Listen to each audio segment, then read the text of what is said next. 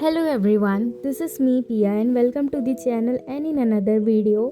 So if you are new to my channel then let me introduce myself. Myself Pia and I am an CBSE 11th grader and I have opted biology for my class 11th and 12th. So in this video basically मैं आपको बताऊंगी कि मैंने online coaching के साथ साथ offline coaching क्यों join करी for my physics and chemistry and biology. सबसे पहला रीज़न है मेरा ऑनलाइन और ऑफलाइन दोनों बैच ख़रीदने का कि मैंने बायोलॉजी के लिए कोई भी ऑफलाइन कोचिंग जो है वो ज्वाइन नहीं करी है। सो दैट इज़ वाई मेरे को जो है फ़िज़िक्स का और केमिस्ट्री का ऑफलाइन तो कोचिंग ज्वाइन करना ही पड़ा, बट बायोलॉजी के लिए मैंने ऑनलाइन बैच लिया। सो ये था मेरा first reason. And second reason is that कि अगर जो ऑफलाइन कोचिंग जाते हैं एंड अगर कोई भी डे हमारा मिस हो गया एंड हमें ये जानना है कि प्रीवियस क्लास में क्या क्या हुआ, तो हम इस लेक्चर्स कि इस बैच की हेल्प से हम देख सकते हैं। And not only for biology, ये ना बैच जो है मेरे PW की उसमें फ़िज़िक्स एंड केमिस्ट्री दोनों अवेलेबल है। सो ये एक पर्क है बैच ख़रीदने का। And the third reason is that कि अगर कुछ डाउट आ गया है, हम जैसे क्वेश्चन सॉल्व करते हैं एंड अगर कोई भी डाउट आ गया है तो हम उसमें ऐसे डाउट क्लास भी रहती है उसमें, तो हम उसमें भी पूछ सकते हैं। एंड बायोलॉजी तो मैंने शुरू से जब से 9th-10th से मैंने जो है बायोलॉजी खुद से घर में पढ़ के करी है, क्योंकि उस टाइम में कोई ऐसी स्पेसिफ़िक कोचिंग नहीं थी बायोलॉजी के लिए।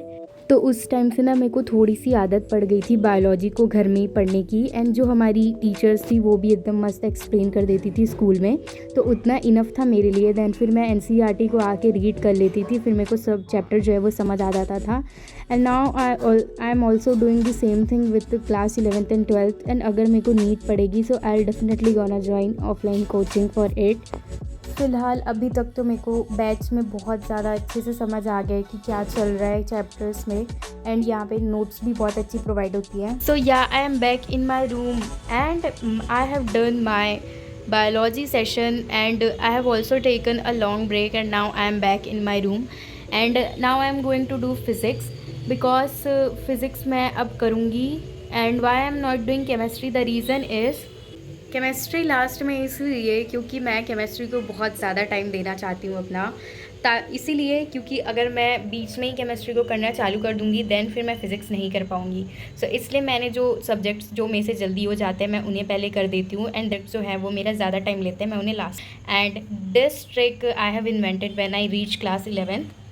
In many videos, including shorts in YouTube, I have heard that when you reach class 11, the first revolution which you have to do is to increase your study time session. So these are my NCERT books of class 11. So let me give you a quick tour of these books. And I know कि ये आप लोगों के पास भी होगी, but मैं ऐसे दिखा देती हूँ यूट्यूब्स में। सो ये है मेरे पास एक बायोलॉजी की बुक जो कि NCERT है। यहाँ पे मेरी 2 पार्ट्स हैं इंग्लिश की, जो कि है एक सप्लीमेंट्री की एंड एक रीडर की। एंड यहाँ पे है मेरे पास फिज़िक्स का पार्ट 1 जो कि थोड़ी थिक है एज़ कम्पेयर टू पार्ट 2 की। एंड जस्ट इसका जो इन्वर्स है वो है कि ये केमिस्ट्री का जो पार्ट 1 है वो ज़्यादा थिक है एज़ कम्पेयर टू पार्ट 2।